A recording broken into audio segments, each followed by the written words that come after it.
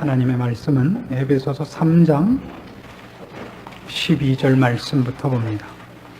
신약 성경 312페이지 에베소서 3장 12절입니다.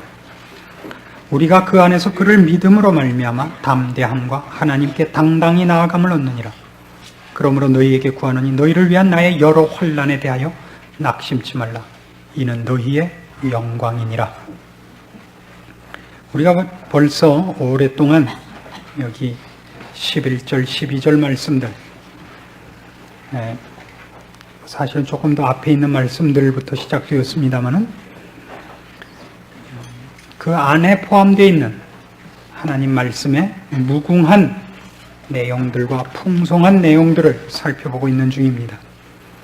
오늘은 12절에 있는 말씀같이 하나님 앞에 당당히 나아간다는 말씀을 가지고 이제 신자들의 신자된 것들, 그리고 신자들이 마땅히 알아야 하고 소유할 문제들에 대해서 생각해 보려고 합니다. 앞에 있는 말씀같이 사도 바울은 하나님께서 그의 택하신 바 그의 자녀들을 향하여 갖고 계시는 계획의 지고한 내용들을 펼쳐 보이고 있고 그 안에 우리를 초대하고 있습니다. 그것은 아무도 생각지 못했던 하나님의 지혜와 능력의 작품이고 끊임없는 사랑과 열심과 집념으로 이루어지고야 말 원대한 계획이었다고 그럽니다. 기독교의 신앙 중에서 언제나 핵심을 이루는 것은 늘 죄입니다. 죄가 핵심을 이룬다는 것은 언제나 기독교의 목적은 인간과 하나님과의 연합, 화해, 교제 이런 것이기 때문입니다. 기독교의 중심 내용이 뭐냐 그러면 그것은 사실은 축복이 아닙니다. 그리고 기적도 아닙니다.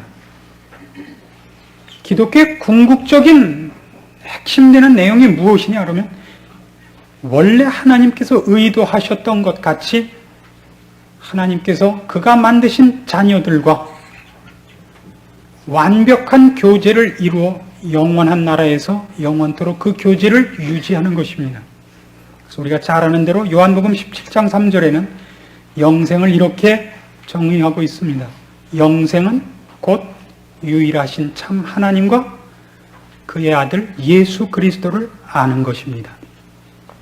그게 안다로 되어 있습니다. 지식적인 알을 얘기하는 것이 아니라 가장 깊은 관계에서의 사귐, 그런 의미에서 안다는 말을 쓰고 있습니다. 우리는 보통 그것을 우리가 이해하지 못하기 때문에 천국을 소개하기 위해서 또 복음을 소개하기 위해서 이것이 좋다는 걸 설명하기 위해서 이런 방법을 쓰곤 했습니다. 거기는 황금 보석 꾸민 집이다. 거기는 길도 뭘로 되어 있다 그래요? 길도 금으로 되어 있다. 순금으로 되어 있다. 그래서 걸으면 신발이 빠진다. 물컹물컹해서. 그렇게 설명을 할 수밖에 없었어요. 천국의 길이 정말 금이냐 하는 것은 사실하고는 다릅니다. 제가 갔을 땐 금이 아니었습니다. 다른 사람들이 갔을 땐 금이었다 그래요. 제가 갔을 땐 도로 포장 중이어서 제가 자세히 못 보고 왔습니다. 또 젠담으로 들으실라? 천국을 황금 보석으로 꾸민 집이다. 그거 같이 답답한 것도 없어요. 우리는 옛날에 그런 동화를 읽은 적이 있습니다. 금을 너무 좋아하는 임금이 신에게 빌어서 그가 만지는 모든 것이 금이 되게 해달라고 요청을 해갖고 그렇게 됐어요. 그 사랑하는 딸을 잡았더니 딸이 뭐가 됐어요? 금이 됐어요. 천국에 갔더니 뭐든지 금이더라. 밥도 금이더라. 뭘로 먹을 거죠? 그것도 심각한 문제일 거예요. 레이저 광선에 말아먹어요. 천국을 소개할 때 우리가 거기가 우리에게 좋은 곳이라는 개념을 위해서 동원된 단어들 때문에 훨씬 정확한 개념들이 이지러져 있는 것들이 많습니다. 그 중에 하나가 오늘 얘기하려는 이런 부분입니다. 즉 기독교의 가장 중요한 핵심되고 궁극적인 목표이고 내용이 되는 것, 하나님과 우리가 이제 연합하는 것. 우리는 하나님을 아버지라 부르며 하나님은 우리를 아들이라 딸이라 부르는 사이가 되는 것, 그것을 위하여 예수 그리스도께서 오셨고 예수 그리스도 없이는 그 관계를 회복할 수 없었다는 것이 성경의 전 내용입니다. 그리스도께서 오셔서 그 문제를 해결하셨고 우리는 그래서 이제 하나님 앞에 당당히 나아가게 되었다 그럽니다. 바로 그 얘기입니다. 우리는 하나님 앞에 나아갈 수 있는 담대함을 갖고 있고 당당히 나아갈 수 있는 권리를 획득했다 그럽니다. 이 문제를 놓고 우리가 이런 식으로 한번 얘기를 해보십시다. 이거를 하나님 앞에 지금 우리가 나가는 행위는 보통 기도로 이루어집니다. 지금은 아직 천국이 아니고 이 땅에 살고 있고 우리가 변화된 육신을 입은 때가 아니기 때문에 아직 그렇게 안 되어서 우리는 하나님을 기도할 때 만나는 적이 제일 많습니다. 기도를 실예로 들어서 이제 여기에 12절 속에 포함된 내용을 이제 좀 살펴보려고 하는 것입니다. 기도를 할 때 여러분을 가장 괴롭히는 것이 뭡니까? 기도를 할 때 여러분을 가장 괴롭히는 것. 기도를 할 때마다 우리를 괴롭히는 건 대표적으로 두 가지가 있습니다. 하나는 하나님의 임재를 인식하는 것이 어렵습니다. 기도를 할 때만큼 여러 가지 생각이 나는 때가 없지 않습니까? 평상시엔 안 나던 생각이 기도만 하려고 그러면 옛날에 봤던 닥터 집하고 생각도 나고 별별 생각이 다 나요. 마음의 행로 생각도 나고 기도하면서도 끊임없이 밥 타는 생각도 나고 옛날에 학교 다녔던 생각도 나고 기도는 하면서도 하나님의 임재를 인식한다는 것이 참 어렵습니다. 우리는 별로 중요하지 않은 사람하고 만나서도 집중되게 대화를 나눌 수 있습니다. 왜 그렇죠? 앞에 있기 때문입니다. 앞에 있으니까. 하나님 앞에서 우리가 얘기를 한다는 것은 이 세상에 있는 누구와 얘기를 하는 것보다도 중요함에도 불구하고 되지 않는 가장 큰 이유가 임재가 우리한테 이렇게 확실치 않기 때문입니다. 또 하나 어려운 건 이겁니다. 기도를 하려고 할 때마다 나 같은 것이 기도를 해서 응답이 될까 하는 자책감이 우리를 늘 약호 죽게 만듭니다. 그렇죠? 내가 한 기도를 받아줄 것인가? 기도를 하려고 그러면 기도를 하려는 마음속에 무슨 이상한 생각 나잖아요. 이런데도 이 기도를 이렇게 갖고는 안 될 것 같지 않아요? 가서 우라카이에서 수세미를 한번 닦고 와서 깨끗해진 마음으로 와서 해야지. 지금 이 마음 갖고 해갖고 받아질 것 같지 않은 생각. 이 두 가지가 기도에서 가장 어렵습니다. 근데 잘 보세요. 왜 이 얘기를 바로 이 본문에서 제가 예로 드느냐 하면 하나님을 만나러 나갈 때 하나님의 임재를 느끼며 내가 죄인이 아니라는 확신을 갖고 나가는 사람은 딱 한 사람밖에 없습니다. 신비주의자들밖에 없습니다. 신비주의자들 중에서 그 완전주의적, 이상주의적, 살짝 돈 사람들만이 그렇습니다. 그 외에 건전한 정신을 갖고 있고 상식을 갖고 있는 모두가 기도를 할 때 분명한 신앙 속에 있음에도 불구하고 하나님의 임재에 대해서 흐릿하고 하나님이 없다 그러는 게 아니에요. 기도를 하는데 하나님이 왔다 갔다 하신단 말이에요. 게다가 자기 자신의 기도가 들려질 것인가에 대하여 그가 느낌이 분명치 않습니다. 제가 지금 한 말 중에서 가장 중요한 단어가 하나 힌트로 들어가는 겁니다. 느낌입니다. 우리는 이 문제에 대해서 느낌이 완벽하지 않습니다. 우리의 모든 신앙의 가장 큰 병이 뭐냐 그러면 느낌입니다. 느낌만큼 뿌리도 없고 근거도 없고 끝도 없는 것이 없습니다. 느낌이라는 것은 어떻게 뛸지 아무것도 모르는 거예요. 무엇하고 뛰는 게 똑같자고요? 개구리에 뛰는 방향하고 똑같습니다. 그건 아무도 예측할 수 없어요. 느낌이라는 것은. 여러분 이런 일 많이 당해보시지 않습니까? 지난번에 기도원 갔다가 저는 이상한 무는 게 생겼어요. 처음엔 오미인 줄 알았어요. 그래서 그냥 약을 떡칠을 했는데 그래도 계속 가려워요. 나중에 뭐 이상한 게 물고 이제 다른 집으로 이사를 갔나 봐요. 이제 괜찮아졌습니다만. 근데 한번 그런 게 무는 것이 생기자 안 가려운 데가 없어요. 별데가 다 가려워요. 깜짝깜짝 놀라서 보면 별거 아니에요.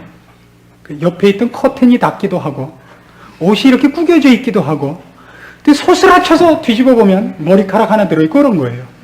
그러나 한번 그런 생각을 갖자 온몸에 두드러기가 난다고요. 별데가 다 가려워요. 우리가 느낌을 한번 이상하게 갖기 시작하면, 무서운 생각을 한번 가지면 모든 것이 무섭죠. 그렇지 않습니까? 버드나무를 보면 제일 무서워요. 어떤 영화를 보고 오면, 목 없는 미녀를 보고 온 그런 날은 버드나무를 보면 기분이 나쁘다고. 뭐든지 늘어져 있는 건 싫잖아요, 그런 날은. 그렇죠. 느낌이라는 거를 우리는 너무 많이 우리의 이 결정에 말하자면 비중을 많이 두고 있습니다. 느낌이 우리를 너무 많이 흔들고 있습니다. 기독교를 얘기할 때 신비주의적 색채를 강하게 띠는 사람들이 있습니다. 저는 예전에 이런 선배를 하나 본 적이 있습니다. 기도를 할 때 기도가 힘이 나지 않으면 그분은 이렇게 기도를 하고 난다고 저희한테 한번 권면한 적이 있습니다. 입을 벌리고 그러면서 기도를 한대요. 그러면 이런 헛김 빠지는 소리 같은 거는 어떤 감정의 극한에 다다르면 잘 나오는 소리 아니에요? 그럼 슬슬 감정이 북받쳐 올라서 열심 있는 기도가 나온대요. 그분은 정말 진담으로 한 것이고, 우리들도 대부분 기도를 시켜보면 어떤 기도를 좋아하느냐 하면 고함 지르는 기도들을 좋아해요. 여러분 어떻습니까? 통성 기도를 한국 사람같이 좋아하는 데가 없습니다. 기도를 시키면 내용으로 기도를 하는 건지 크기로 기도를 하는 건지 모르게 돼요. 그래서 열심히 기도하는 동네에 가면 고함을 지르다 그것도 모자라서 드디어 손을 든다고요. 손을 그냥 들면 또 안 돼요. 힘껏 잡아서 나중에 끝나고 난 다음에 손바닥에 손톱 자국이 얼마나 깊이 났는가로 비교를 해야만 직성이 풀리는 민족이라고요. 왜 이렇게 하는지 아세요? 거긴 일종의 이론 근거가 있습니다. 기독교가 신비로운 종교라는 것 때문에 그것이 발상되고 있습니다. 기독교는 신비합니까? 안 신비합니까? 어떻습니까? 기독교는 신비한 데가 있습니까? 상식선입니까? 신비롭습니다. 신비롭다는 건 무슨 뜻이냐면 상식선을 초월한다는 것이지 비상식적이라는 뜻은 아닙니다. 비상식이라고는 뭐래요? 몰상식하게. 몰상식하다는 뜻은 아닙니다. 그렇죠.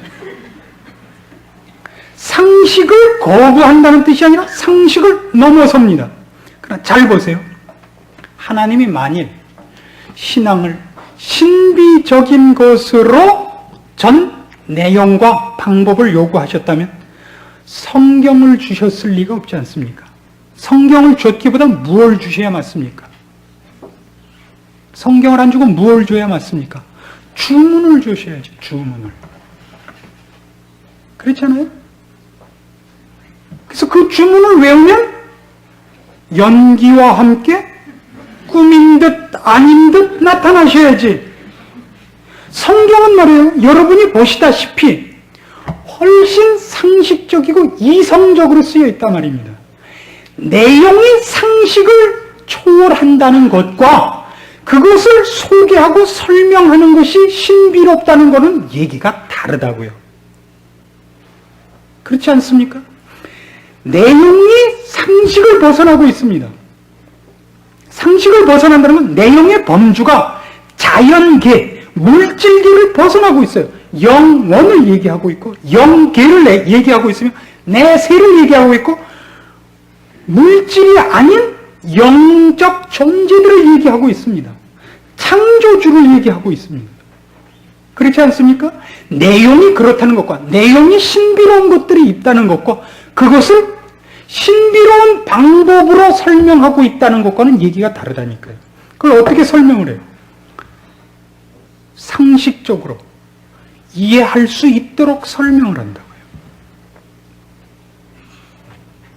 하나님께서 하나님이심을 뭘로 증명합니까? 나는 하나님이다. 어느 날 메시 무슨 떡갈나무 밑으로 와서 제사를 지내놓고 무슨 주문을 외워라. 그렇게 안 돼 있어요. 이렇게 설명되어 있어요. 나는 너희 조상의 하나님이니, 나는 너희 조상 아브라함의 하나님, 이삭의 하나님, 야곱의 하나님이니라. 그 아브라함의 생애를, 야곱의 생애를, 이삭의 생애를 펼치고 계세요.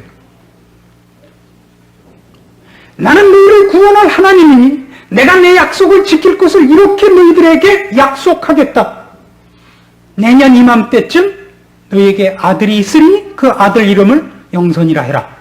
뭐 이렇게 나오는 거예요. 제가 누구 이름을 냈죠 지금? 꼭 그렇게 하신다고요. 내가 너희를 구원하겠다. 내 아들을 보내겠다. 그걸 누구에게 보내요? 동정녀의 몸으로 탄생케 한다고요. 그건 분명히 신비롭습니다.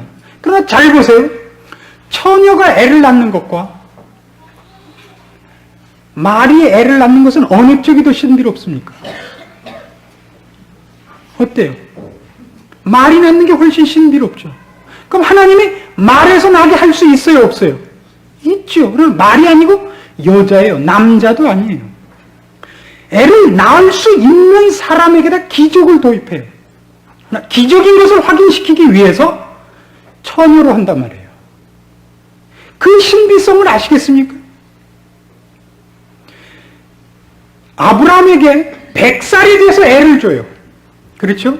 애를 낳을 수 없었을 때입니다. 부부가 다 더 이상 애를 낳을 수 없을 만큼 나이 들어서인데 그때도 애를 줄 때 몇 달 만에 낳아요. 그것도 10달 만에 낳아요. 아니 기왕 신비롭게 줄 거 짠 하고 그냥 낳지 10달이라고. 그것도 그 속에서 우리가 발견해야 되는 게 뭐냐면 내용이 물질계를 초월하고 있는 것과 그 방법을 설명하기 위해서 하나님이 가능한 한 우리를 설득시키며 논리성 있게 전개하고 있는 것을 혼동하시지 말란 말입니다. 왜 이런 얘기를 자꾸 하는지 아십니까? 우리의 신앙에 우리의 근거들은 뜻밖에도 신비성들입니다. 신비는 위도 없고 아래도 없어요. 그게 어디에 있는지 아무도 몰라요. 본인도 모릅니다, 사실은. 그걸 가지고 그때 자기 기분에 따라서 하늘 끝에 붙기도 하고 지옥의 나락에 떨어지기도 해요. 그 대부분의 신앙인들이 그것 때문에 자기의 신앙을 쓸데없이 뛰기도 하고 쓸데없이 떨구기도 합니다. 그래서 성경이 얘기하는 건 이겁니다.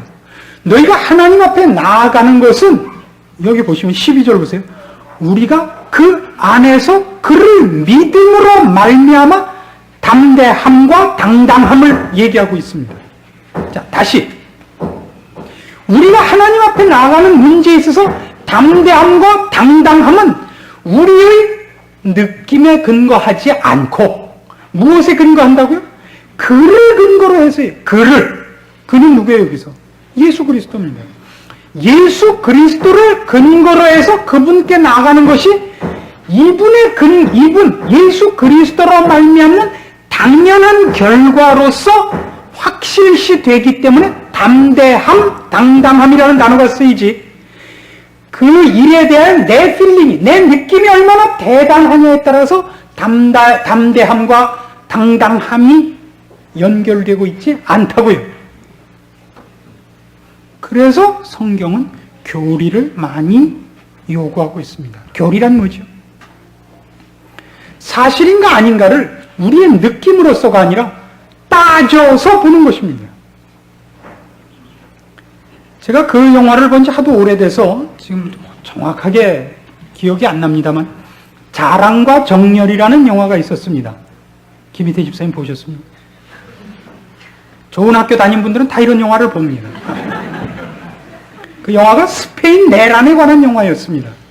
근데 제 기억에는 주인공이 여장이 소피아 로렌하고 프랭크 시나트라하고 한 사람이 기억이 안 나요. 스튜어드 그랜저였는지 제임스 스튜어드였는지 그렇게 비슷하게 생긴 사람이 스튜어드예요. 아니면 어때요? 남궁원이면 어때요? 아무런 어때요? 남궁원이라고 합시다. 스페인 내란이 일어났는데 영국이라는 나라 쪽에서 그러니까 반란군 편이에요. 정부군 편이 아니라. 이 반란군들이 밀란이 일어나듯이 그냥 오합지졸들이 모여서 어떤 성을 치러 가는데 무기라고는 아무도 없어요. 근데 성을 치는데 아무것도 없어갖고는 안 되니까 숫자만 많았지. 대포를 하나 얻었어요. 무지무지하게 큰 대포인데요. 그 밀란군의 대장이 프랭크 시나트라예요. 무식하고 정열만 있어요. 그러니까 모르니까 이 영국군 고문관이 하나 와서 일일이 가르치는 겁니다. 포도 쏠 줄 모르고 아무것도 모르니까요. 가다가 강을 만났습니다. 강을 건너야겠는데 포를 어떻게 강을 넘어요. 그러니까 이제 영국군 장교가 계산을 해봤더니 뗏목을 만들어서 띄우자 그래요. 부력 계산을 해서 무게를 달았고 뗏목을 만들었는데 대포는 이만큼 큰데 밑에 뗏목도 별로 안 커 보이니까 프랭크 시나트라가 빠진다 그래요. 이 고문관이 뜬다 빠진다 뜬다 싸워요. 그러니까 이제 장교가 이 영국군 장교 띄워보면 될 거 아니냐. 이쪽에서는 띄워봤다가 빠지면 어떡해요. 다시 꺼낼 수도 없는데. 그러니까 안 된다 그래요. 아니 내가 계산을 했다. 이쪽 밀란군 대장은 이걸 봐라. 눈으로 척 봐도 안 되지 않느냐. 무슨 계산이냐. 척 장교는 계산했는데 무슨 강아지 소리냐. 너 봐라.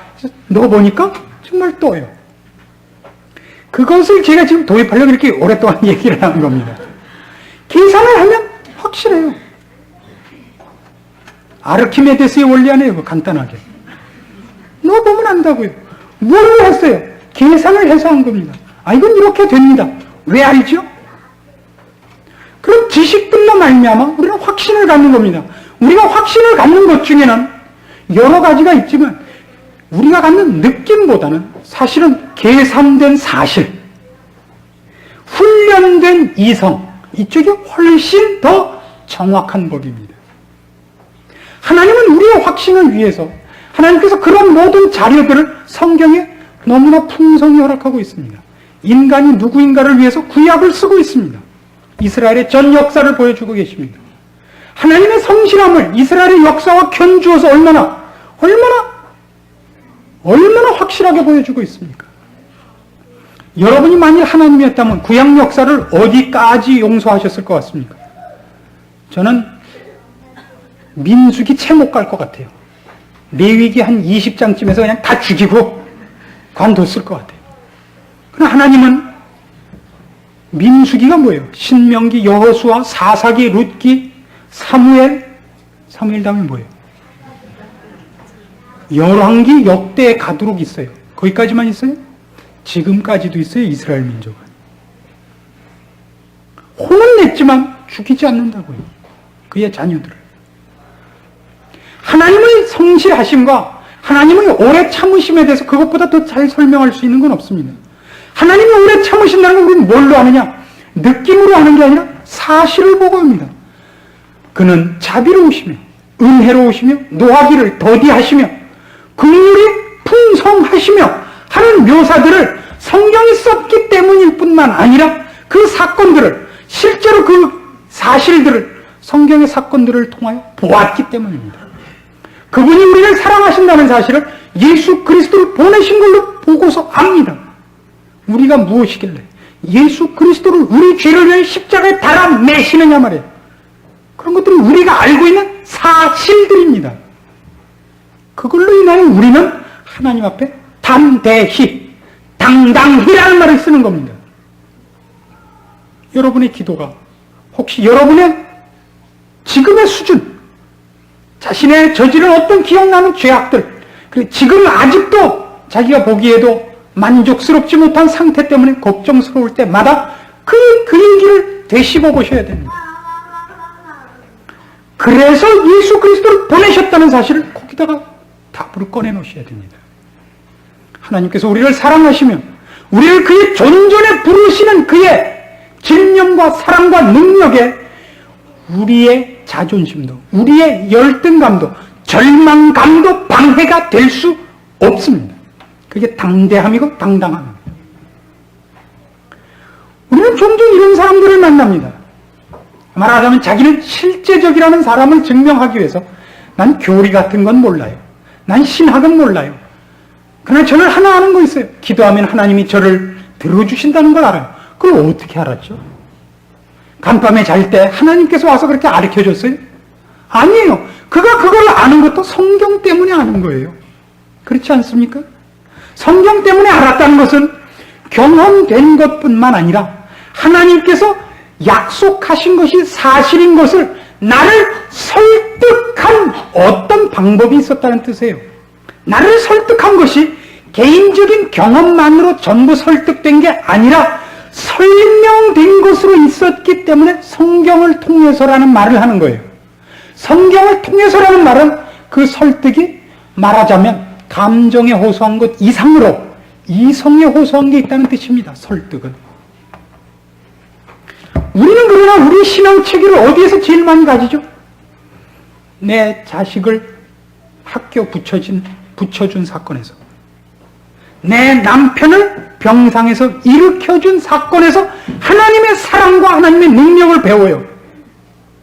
그렇게 배워놓으면 하나 흠이 뭐냐 하면 사건이 일어날 때마다 지난번 사건이 병에서 일으키는 것이었기 때문에 꼭 병에서 일어나는 걸로 나타나지 않는 한 연결되지가 않아요.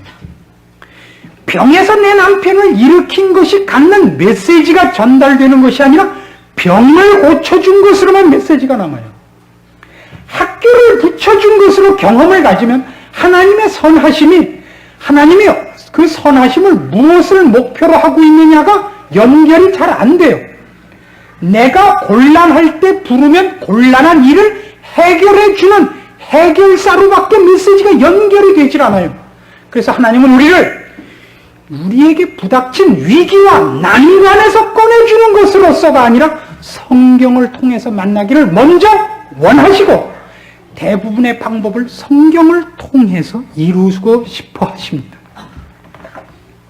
이것으로 잘 안 되기는 사람들이 있기 때문에 그의 생애에 어떤 위기에 간섭하셔서 시선을 어디로 끄는 거예요? 성경으로 끌게 하고 싶어 하십니다. 아시겠습니까? 우리는 많은 사람들한테서 이런 얘기들을 듣곤 합니다. 나는 아직 성경은 한 번씩 다 못 봤지만, 이런 말은 무슨 지나가는 얘기 같이 해요. 나는 아직 성경은 못 봤어도 내 생각에는, 우리의 생각을 얘기하기 위해서 모인 데가 아니에요. 여긴 국회가 아니에요. 우리는 하나님께서 우리에게 무엇을 설명하시며, 무엇을 설득하시며, 무엇을 요구하고 계시며 하는 것들을 나누며, 확인하며, 위로하며, 권면하기 위해서 여기 모여요. 나는 성경을 아직 잘 모르지만이라는 얘기를 어떻게 그렇게 사람의 탈을 쓰고 떳떳이 할 수 있어요? 무슨 배짱이에요, 그게? 물론 이런 얘기로는 제가 이해를 해요. 아직 믿은 지 얼마 안 돼서 다 볼 틈이 없었다는 건 제가 이해를 해요. 그렇지 않은 사람들은 뭐라고 변명하시겠어요? 이 시간에. 그런 얘기를 그렇게 쉽게 해서는 안 되는 사람들입니다. 하나님께서 우리에게 얼마나 대단한 것들을 약속하셨고 중요한 것들을 설명하시며 요구하고 계시는가는 다 여기에 있습니다. 그것은 읽어서 알만한 것들입니다. 어렵더라고요? 예, 어렵습니다. 어려운 데는 여러 가지 이유가 있지만 그 중에 하나는 목사들 먹고 살라고 그렇게 어렵게 한 것도 하나 있습니다. 가장 어려운 이유는 성경이 아직 언어가 고체를 유지하고 있기 때문에 그럴 것입니다. 이 말들이 조금 더 현대어로 바뀌기를 저도 바라고 있습니다. 그 다음에 성경에 여러분이 요구하는 것이 있지 않기 때문입니다. 가장 큰 이유는 성경에 하나님의 요구가 있기 때문입니다. 여러분은 성경을 들을 결심을 하고 가는 것이 아니라 뭐 할 결심을 하고 가요? 뜯어낼 결심만 하고 가기 때문입니다. 요한계시록 1장으로 가봅시다. 2장으로 갑시다. 요한계시록 2장. 신약성경 400페이지입니다. 2장부터 3장에 이르도록 주님께서 7교회에 보내는 편지들입니다. 편지들은 전부 끝이 이렇게 되어 있습니다. 11절 보십시오. 7절부터 봅시다. 7절에도 있어요. 첫 번째 교회인 에베소 교회의 7절. 귀 있는 자는 성령이 교회들에게 하시는 말씀을 뭐예요? 들을지어다요. 들을지어다.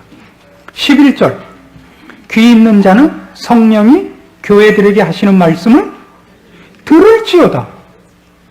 또 어디로 갈까요? 17절. 귀 있는 자는 성령이 교회들에게 하시는 말씀을 들을지어다. 입 있는 자는 하나님께 외칠지어다가 아니에요. 성경은 기도로 시작하지 않아요. 우리는 훨씬 많이 무엇부터 강조된 교회들이냐면요, 기도하는 것부터 강조된 교회들이에요. 듣고 나서 기도하세요. 우리의 기도들은 그래서 보통 대부분 다 쓸데없는 소리들이에요. 거의 쓸데없어요. 넋두리예요, 보통 다. 하나님 그래도 들어는 주세요. 귀 있는 자는 성령이 교회들에게 하시는 말씀을 들을지어다요. 들을지어다. 그래서 이제 우리가 오늘 이 문제에 대한 결론에 이르러서 이런 실천적인 결론을 하나 꺼내게 되는 것입니다. 여러분의 기독교 신앙에 있어서 여러분이 기도하게 되는 이유는 무엇입니까? 우리는 하나님께 왜 나아갑니까? 하나님께 나아가게 된 것을 어떻게 누리고 계십니까? 우리는 보통 기도를 이런 때 하지 않습니까? 위기에 처했을 때. 그리고 다른 어떤 방법도 없어서 마지막으로. 보통 우리가 하는 기도입니다. 즉, 하나님과의 사귐은 오늘 우리가 본 본문에 따르면 하나님께 우리가 담대히 나가며 당당히 나아가는 이유는 단 하나입니다. 그리스도로 말미암아서입니다. 그리스도로 말미암아서만 우리는 하나님과 만날 이유가 있고 그때만 하나님과 만날 수 있다고 성경이 얘기하는 것을 우리 명심해야 됩니다. 그것은 그리스도가 도입되지 않고는 하나님과 만날 수 없다는 것은 하나님은 영적인 문제가 아닌 문제에서 만날 이유가 없습니다. 그리스도가 통로가 되지 않고 하나님을 만날 필요가 없습니다. 하나님 만나주시지도 않습니다. 물질에 관한 싸움, 물질이라는 건 지금 돈에 관한 얘기 아닙니다. 물질계에 속한 싸움에서도 영적인 이익과 영적인 문제와 자세와 훈련 때문인 것은 뭐든지 관계없습니다. 물질과 영을 나누자는 뜻이 아닙니다. 영계에 속한 것이 아닌 것을 위하여 하나님을 찾을 때 우리는 그리스도가 도입될 필요가 없지 않습니까? 그렇죠? 그리스도가 도입되는 것은 언제나 그리스도는 우리에게 십자가라는 걸 빼놓고 도입되는 법이 없습니다. 십자가는 죄라는 문제가 없으면 도입될 필요가 없습니다. 죄라는 문제는 하나님과 내가 원래 어떤 사이였는가라는 것을 근거로 하지 않고는 도입될 수 없습니다. 그러니까 하나님을 만나야 될 필요성이 나의 절실함과 위기와 난관이어서는 안 되는 거란 말이에요. 죄 문제 때문에 늘 하나님과 만날 필요성을 가져야 되는 겁니다. 내 자식의 문제 때문에, 건강 문제 때문에, 사업 문제 때문에 우리는 하나님을 찾는 것뿐만 아니라 그것을 만나는 걸 제가 싫어하는 것이 아닙니다. 더 중요하게 우리는 내가 아직도 죄인이요, 죄의 구습에서 벗어나지 못하는 문제와 하나님의 성결하심과 거룩하심의 초대에 마땅히 쫓아가지 못하는 문제에 대해 늘 하나님을 찾아야 되는 겁니다. 그 기도가 없잖아요.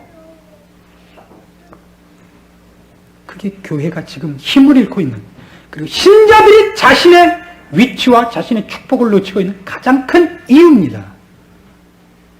기도할 거리는 절대 여러분의 생활 때문에 일어나서는 안 됩니다. 그걸 하지 말라는 것이 아닙니다. 우리는 언제나 하나님만이 우리 편이고 모든 것을 하나님께 구할 수 있고 하나님과 의논할 수 있습니다. 그것이 우리의 특권입니다. 그것보다 훨씬 중요하게 핵심되는 것은 죄와 영적인 문제 때문에 우리는 하나님을 찾아야 됩니다. 그것 때문에 매일매일 우리는 하나님께 들어갈 필요가 있습니다. 성결한 생활을 위해서 영적인 문제 때문에 그를 찾으셔야 됩니다. 그 찾음이 없습니다. 여러분 중에 저에게 이런 고통을 호소하신 적이 있습니까? 어떻게 하면 더 거룩한 생활과 하나님 기쁘시게 하는 생활을 할 수 있을까요? 이렇게 물어보신 적이 있습니까? 그런 거 없죠.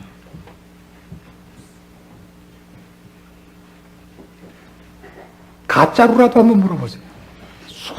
아첨용으로. 내년도 재직 임명용으로라도 한번 해보십시오. 교회는 그런 것은 없습니다. 너무나 없습니다. 제가 너무 일방적으로 한국 교회를 평가절하한다고 그러지 마십시오. 우리나라 교회는 교회가 마땅히 가져야 할 힘과 책임들을 많이 놓치고 있다고 사실 생각이 듭니다. 우리 교회가 그렇습니다. 남의 교회는 제가 모릅니다. 우리 교회부터 해야 될 싸움 중에 하나라고 생각합니다. 그리고 교회로 모여서 무엇을 하는 곳이기보다 1차적으로 건강한 신자끼리 모인 곳이어야 됩니다. 각 개인이 신자로서 바로 이런 기도와 이런 자세 속에 자기의 인생을 돌아보고 있는가 확인해 주셔야겠습니다. 이것이 오늘 여러분이 확인하셔야 될 가장 중요한 문제거리들입니다. 여러분의 신앙의 근거를 점검하십시오. 그리고 여러분의 절실함은 무엇인가를 보십시오. 그래서 여러분의 신앙을 하나님 앞에서 좀 더 정리하시고 정당한 기도를 할 수 있게 되시길 바라는 것입니다. 여러분을 위협하는 여러 위험과 위협들과 시험거리들과 좌절스러움과 개인적인 망상들을 꿰뚫고 약속들을 확인하러 들어가십시오. 그리고 그 약속들이 여러분의 요구와 다른 것에 대해서 놀라십시오. 하나님의 관심이 여러분의 관심과 다른 것에 대해서 놀라십시오. 들으십시오. 고치십시오. 하나님이 요구하시고 허락한 자리로 나가시기 위해서 여러분의 모든 하나님께서 허락한 모든 지혜와 은혜들을 동원하십시오. 그래서 여러분의 인생을 남은 여생을 하나님 앞에서 살찌우시기 바라는 겁니다. 기도하십시다. 하나님 아버지 은혜를 감사합니다. 우리로 하나님의 자녀 되게 하셨고 오늘도 이 아름다운 시간을 통하여 하나님께서 저희에게 말씀해 주셨습니다. 우리로 알게 하신 이 모든 것들을 우리가 마땅히 누려야 될 사람들입니다. 주께서 우리에게 하시는 말씀을 먼저 들을 귀를 허락하사 우리의 욕심을 벗어나 하나님께서 약속한 것들을 우리의 마음속에 귀한 것으로 여기고 기도할 수 있으며 요구할 수 있으며 그래서 바뀌어지는 삶을 살 수 있도록 여기 주의 말씀을 들은 심령들을 간섭하시옵소서. 우리로 다시는 자기의 요구를 먼저 말하지 말게 하옵시고 하나님의 요구에 귀 기울이며 하나님께서 우리를 설득하시는 설득에 귀 기울일 줄 아는 자리에 서게 하시옵소서. 교회를 교회답게 하옵시며 주의 자녀들을 주의 자녀답게 하시옵소서. 주의 영광을 더 이상 보류하지 마시옵소서. 예수님의 이름으로 기도합니다. 아멘.